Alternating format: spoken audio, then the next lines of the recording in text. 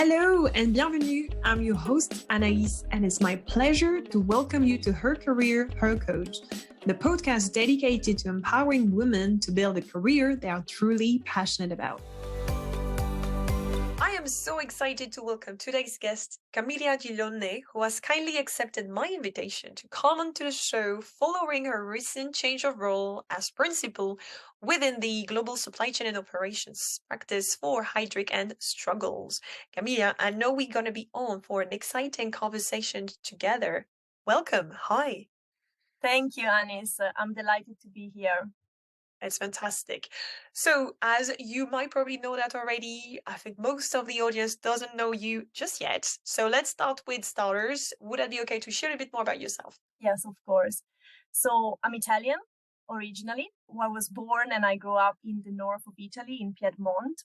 Nice. In terms of background, well, my career actually started not in Italy, but in Hong Kong. Wow. I moved there, just graduated, yes, and that was more than 10 years ago.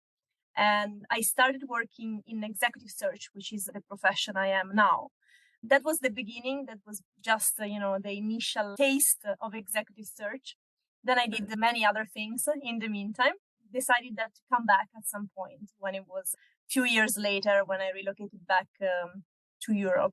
And I feel like I want to unpack a little bit more about that because this is literally what this show is about. It's about meeting various professionals from various background industries, but also cultures. And I love that we touch base on the fact that you've already tackled, 3 places where you've been, either living and or working. So tell me more about what happened, as in what made you start your career in Hong Kong?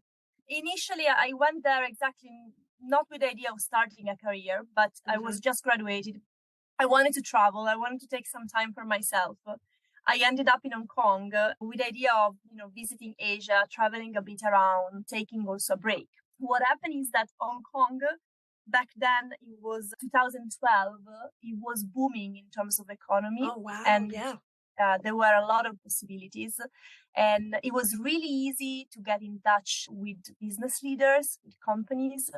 And I remember through a networking event, I met few individuals working for the Italian Chambers of Commerce who introduced me with other people. And in a couple of weeks' time, I basically got an offer to join this executive search firm locally.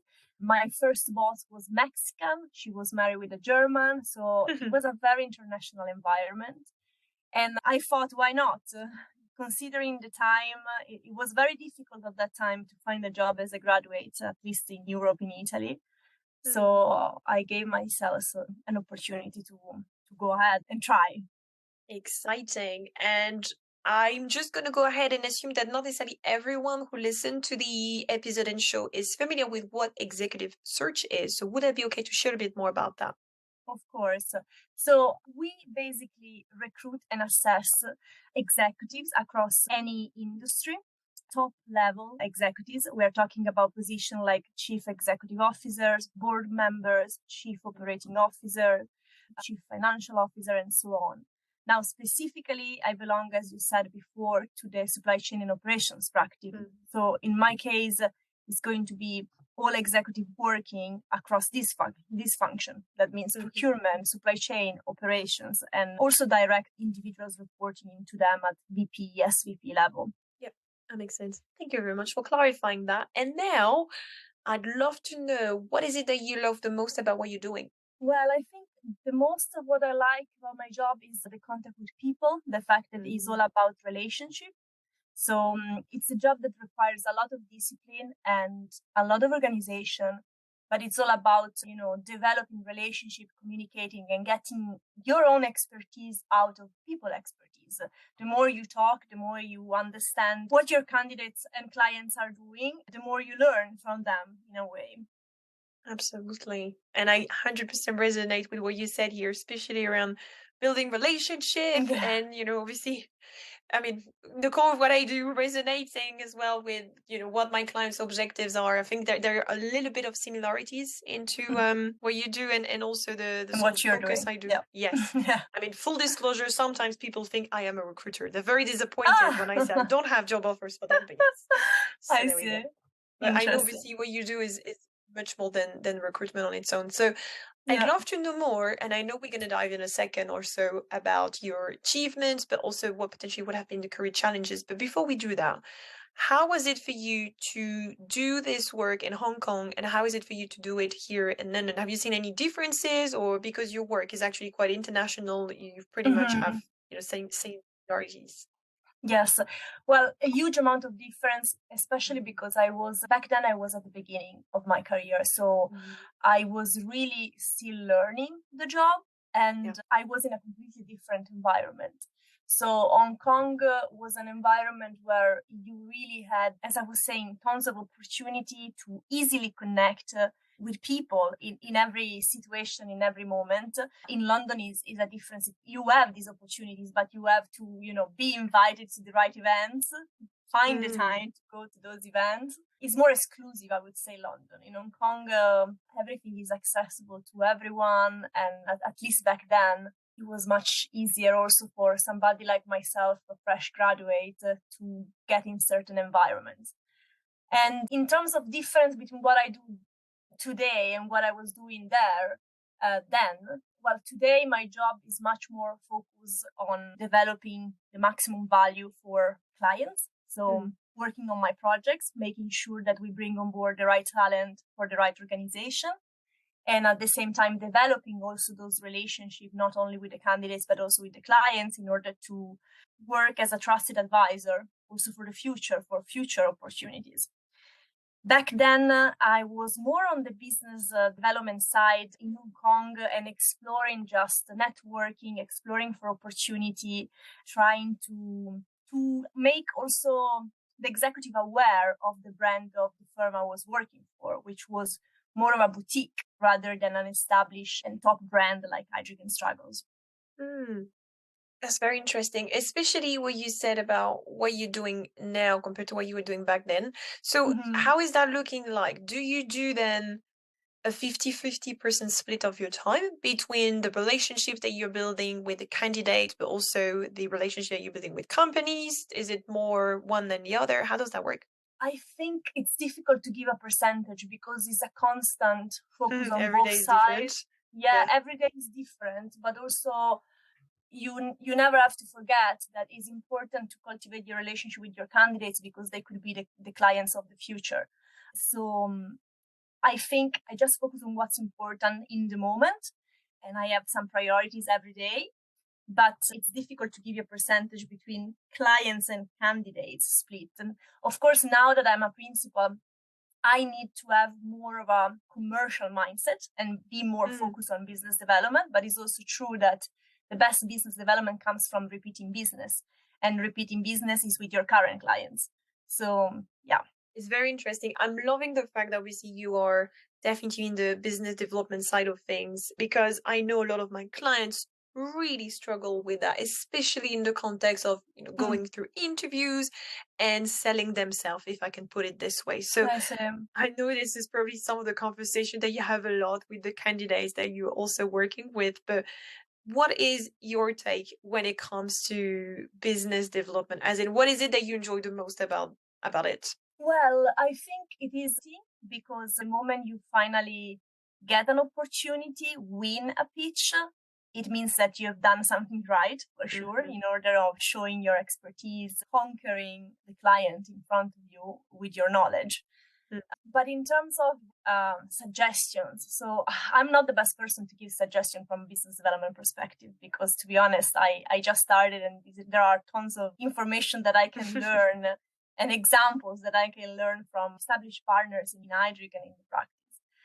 But I think it is always good to keep in mind that every relationship matters and could be a business development opportunity at some point.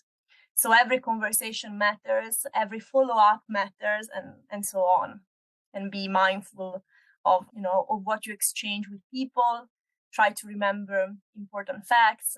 As I was saying, follow up, get back to people, and make sure that you treat everybody with respect, first of all. Well, you might not be an expert just yet in the business development side of things, but what you said is spot on.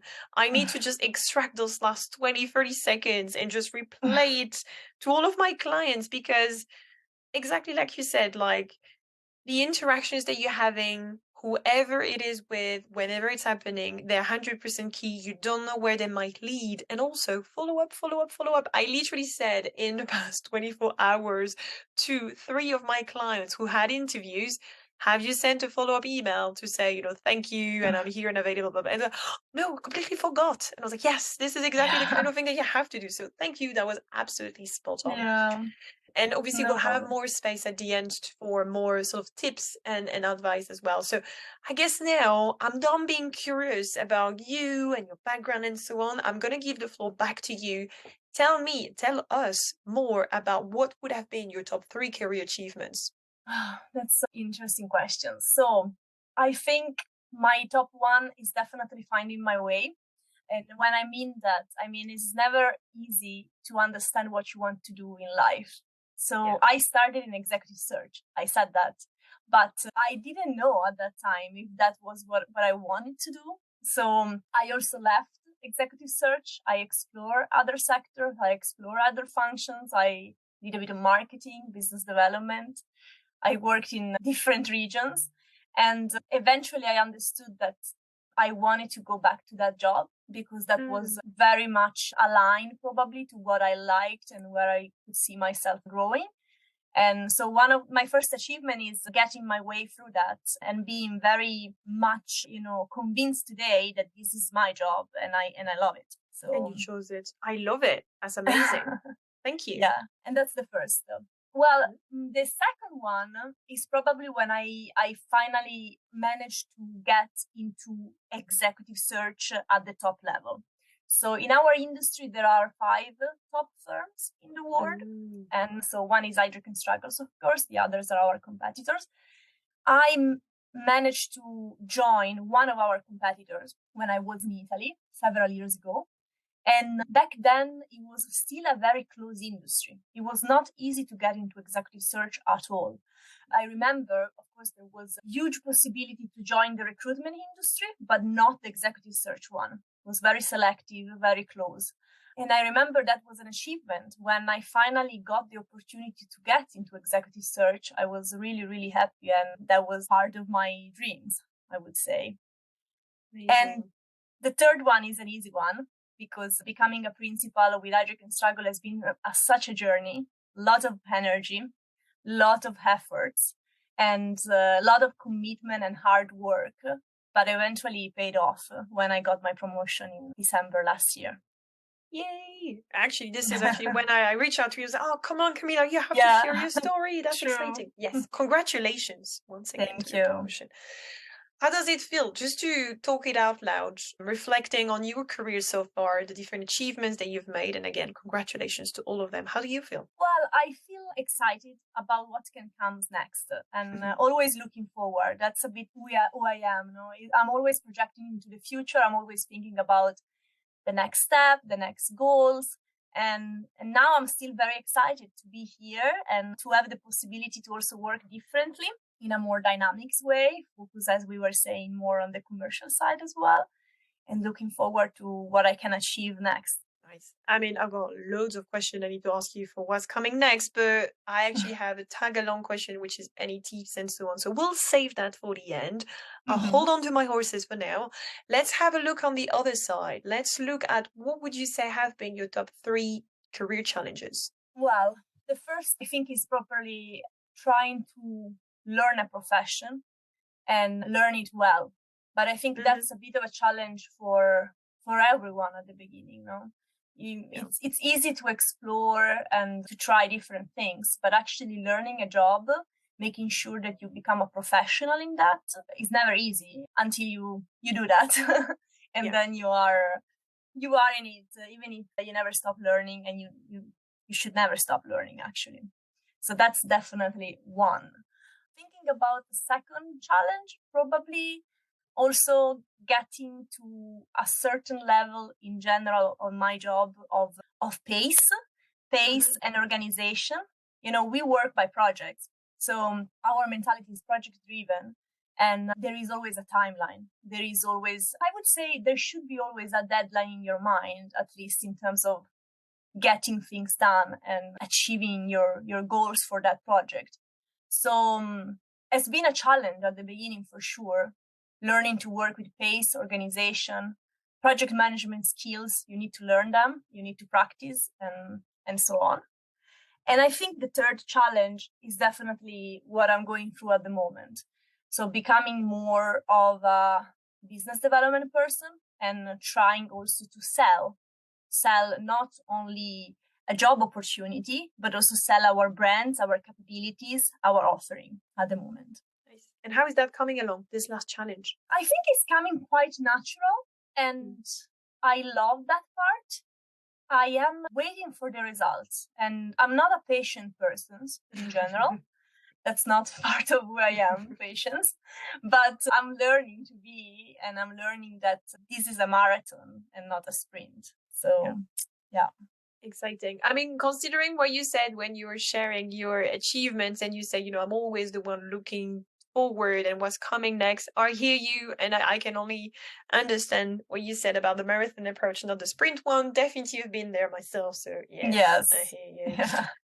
I mean, I feel like what's really interesting is that should I be just taking this last part of you sharing your career challenges and not knowing anything about you nor your background? I love the fact that those are very much sort of, I don't know if transferable is the right word, but they're very universal challenges in the sense that I love that you haven't mentioned anything, for example, around the fact that you've actually sort of navigated a career internationally. We haven't touched base on that.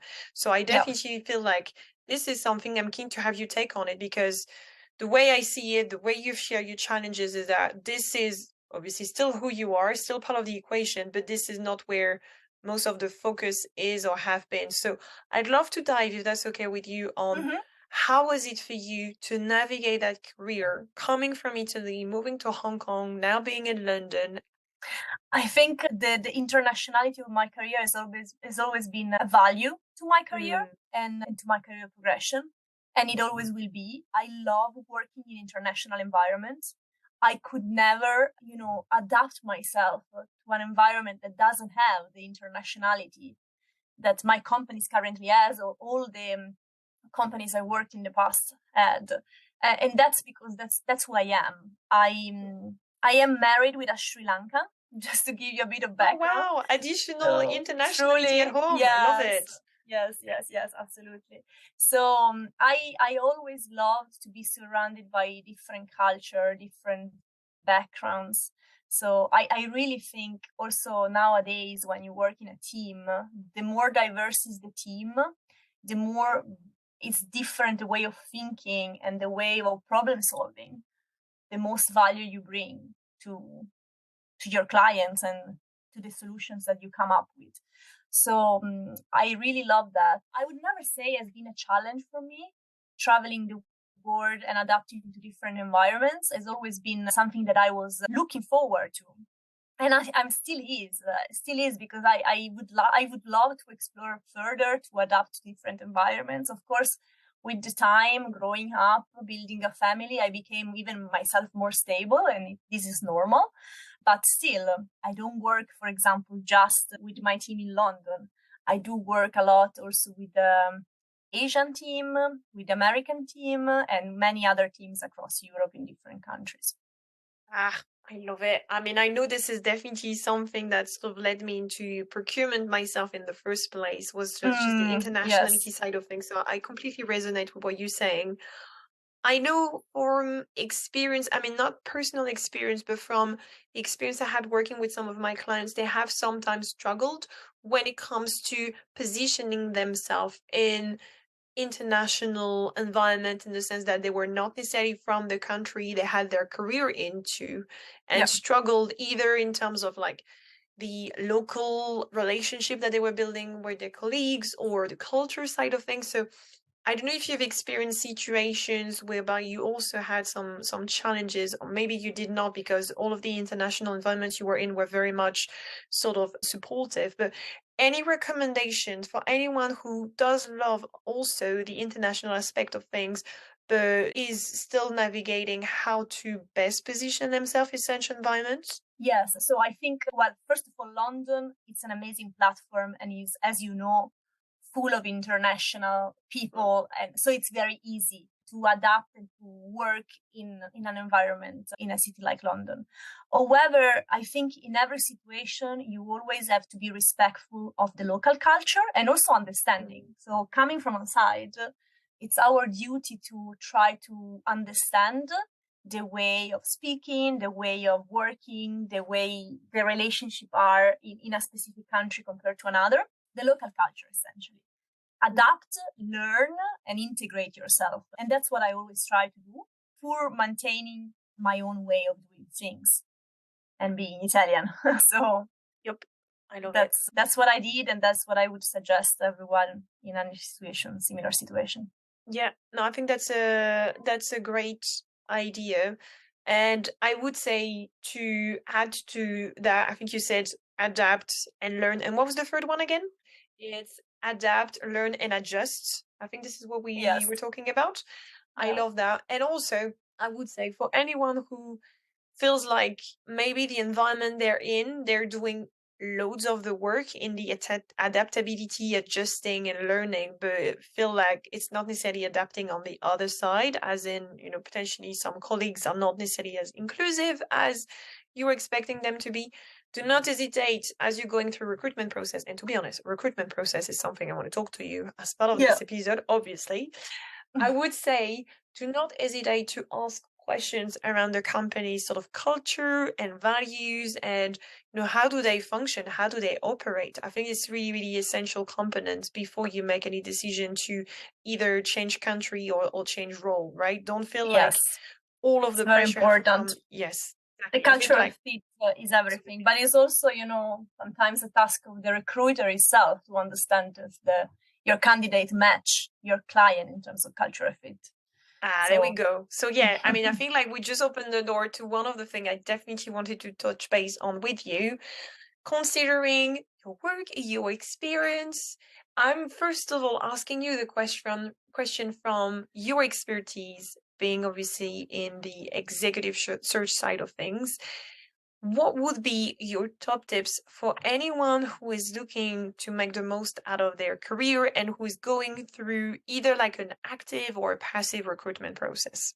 I know it's a big loaded question. Well, I would say in general, everybody who's going through a recruitment process should really make sure through the process to understand if this is the company and the role for himself or for herself. That's the very first. Like it's sometimes it's easy to be attracted to a certain position because of the offering, because of the scope of the role, because of the package sometimes, but you always have to consider if this is the right natural step for your career progression and for yourself as an individual in terms of culture of the company. As we were saying, it's very important. So I always suggest my candidates to think carefully. And generally speaking, I always make sure that the motivation is really strong before progressing someone into the process, because you might risk sometimes people just exploring for the sake of exploring. And that doesn't bring any good results in my experience. I love it. I mean, I don't know how you say what I'm about to say, so feel free to jump in. I know you're going to be Italian and you're going to be honest about it, but the way I talk about that with my clients is like dating. You need to be clear about your intentions. And as you said, like it's easy to get sort of attracted with like the shiny sort of package that might be offered, or some, I would say, not superficial, but like very easy to be losing your attention into type of benefits. But you need to make sure that it does resonate both on like the superficial level, if I may call it this way, but also your internal through motivation. Like, does your heart is in the same place as your head, right? We need to make sure that both are aligned as much as possible. Again, this is not like 100% they need to be dating, connected. Exactly, right? But hopefully no, yes. Yeah. You still get the feeling, I think, like in dating, no? If it's not right, you sort of feel that. And if it is right, you sort of feel that as well. Absolutely. So yeah, just follow your instinct and be very mindful about your choices. I think. So I'm allowed to use that analogy for my future client sessions. Yes, of course. Cool. Good. Any other tips that you'd like to share? Well, in terms of tips in terms of, again, interviewing, you mean? Especially, yes. I mean, spoiler alert, I'm going to then open that question to just tips in general, but I'll save that for last. Yes. So, well, another tips that comes to mind is probably just my suggestion would be just be open and try to always listen what somebody has to propose. If you're not open, if you don't listen, if you don't explore, if you don't have that conversation, you might miss something also for the future. So Mm. that doesn't mean that you have to be necessarily interested, as we were saying. You need to make your own evaluation, but being open and reflect and learn new things is also, I think, very important for everyone. It's so interesting. I was literally reading a book on that this morning. The whole Yeah. thing about being very much open-minded and curious, like don't Mm, sort of narrow down your options too soon as to who you correct. would like or would like not to meet. I mean, in your case, just so we clear, I don't want to say you need to lose, let's say, a recruiter's time or a company's time for the sake of it, but like you said, be open not only to the person that you'll be meeting but also to see where this conversation is heading. So as Correct. much as you can, try not to stay too much in your head in a way, and like you're saying, like listen intensely to what the other person has to say, because that might prompt follow-up questions, or it might lead the conversation into a direction that you did not expect it to go, but actually it's a positive surprise as well. Absolutely, and that's always the way both sides. I'm talking for myself, but every Mm, conversation I'm having with a candidate or a client, I always keep an open mind about where it should go or it could go, and you 100%. never know. Yeah. Yes. Ooh, this is exciting. I love it. Okay, people, keep your options and the conversation open. Very good advice. Yes. Any other one especially linked to the recruitment process? Well, nowadays in our profession, it is really difficult sometimes to attract talent. I'm talking about talent working in our profession. Mm. But as an advice, what I can say is like it's a very interesting job, and it's a job that gives you a lot of possibilities. So my advice probably to the new generation who is exploring the market at the moment, is looking into different direction, and maybe doesn't have a good understanding of what executive search is, because most of the people who actually started a career in executive search at the beginning didn't know even what it was. I would say try to give it a chance, try to see if this could be for you. And I think it's not only a job that could, giving you a lot of possibilities of development, but also is a job where you learn every day tons of things and you never stop learning. And you can also adjust the direction of your expertise as a consultant in the path that you feel the most. I choose supply chain operations and procurement because I love that function. And I know it's not for everyone, but I had the possibility to choose my own way and to choose my own direction, like everybody else who is a consultant today in executive search. So that's also a big privilege in this job, I think. Mm, very much love that. Thank you. That definitely have given you the excitement to ask you that follow-up question. I think you've Yes. touched base on a lot of interesting points throughout this conversation together.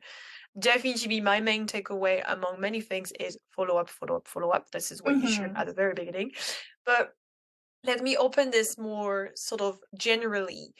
Based on your experience as a professional, but also even personal experience living and building a career across multiple countries, and also obviously the core of the work that you do, what would be your top tips for any woman looking to make the most out of their career? Yeah. So my top tips would be always, very clear about the direction you want to go, Mm, and don't hesitate to say that, to be transparent, to be clear, to say that to the yes. relevant people that surround you and have an impact on your career development. And that's Very the good. I first mean, one. yes. I mean, let Yeah, me just stop you for a second. I think of this is course. priceless because I don't know if that comes across in your work, but I feel like sometimes, especially I see that with a lot of the women I work with, it's hard to own what you actually want to say and think and position yourself assertively in a way. Sometimes there is something like awkward about that. They're just worried about how it might be received or perceived, or they're worried it might be missing opportunities. So I feel like this very much advice that you shared is absolutely spot on and I priceless. agree. Yeah, it feels that male compared to females, sometimes they are much more direct. They don't Mm-hmm. fear about saying things, and in a way, females tend to be more balanced also with the way they speak, what they say, what they don't say. But I think when it comes to career progression, you need to be very clear. You need to set your ground Absolutely. and Otherwise, stand for that. otherwise someone who identify as a man might position themselves more assertively and might be taking that opportunity away from you. Not to sort of like diabolized in any way. No, this Yes, is a weird word to say, but you know what I mean. And again, absolutely. yeah, good. Okay. Yeah. Amazing. And the second tips would be, well, to probably also recognize that nowadays we are female talent is, very much welcome everywhere. There is a strong need for female talent to be present at the table. And so don't be afraid to take part to initiatives when you are given the opportunity to. Sometimes there are situations where you might not feel ready for something, but it's always good to give it a go and take part to the conversation, take part to an initiative if you have given the possibility to step into a position that is proposed to you if you think it's something good for your development, and why not? 100% visibility, right? I've literally talked about that with Murray a couple of episodes ago. Very much love that advice. Thank you, Camilla. Absolutely. Yeah. And so you were asking always for 3. Whatever comes to mind. If you got a 3, that's perfect. If you got 3 and 4 and 5, we will take everything that you have, Camilla. Well, the third is actually quite easy. I think females are very much more powerful if they are united and together and they cooperate in every situation. It could be joining an association. It could be, organizing, like we do in IDRIC, some events for female talent where we share also our own problems, ambition, anything really. So be supportive with your female colleagues and they will be supportive with you pretty much. That's what I think. There is power in number, 100%. Yeah. Amazing. Support Perfect. each other. Definitely did not want it to limit this to 3, so I'm going to ask you if there is any other additional tips that you want to share. Don't get me wrong, you've shared plenty during this time together. Well, I think there are so many tips potentially, but we cover already the ground in a good way, I guess. Yes. Yeah. If anyone, keeps those ones in mind, definitely that's going to help you either make the most out of your career and/or help you to progress, because some of the things that you've said, around joining an association or making sure that you've got the right support that you need, but also making sure that you do not hesitate to verbalize what you want, be clear about what you want, ask any follow-up question that you need to ask through recruitment or even in the internal processes that you're going through.